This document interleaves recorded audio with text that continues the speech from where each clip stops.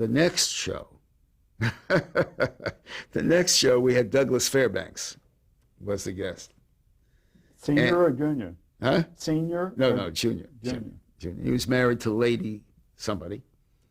And we did a takeoff in the course of this story on Guzzlers gin, which is the famous Red Skelton, well, preceded Red Skelton really too. Somebody is drinking gin unconsciously and thinks they're drinking something else and are getting drunk in the course of it.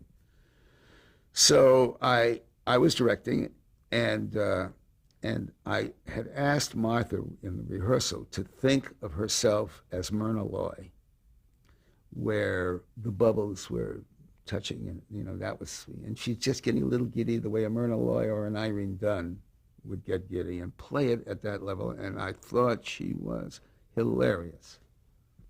Evidently, Nick Condas, the aforementioned Nick Condas, her manager, and a wonderful guy, but it's difficult in this way. I had no respect for what the director had to say to his star. And he evidently, I learned later, said to her just before we went up, "Hey, Martha, it's not the way you do a drunk. Anybody can do a drunk like that. You do a drunk." So, on the air, live, no opportunity to stop it and cut it.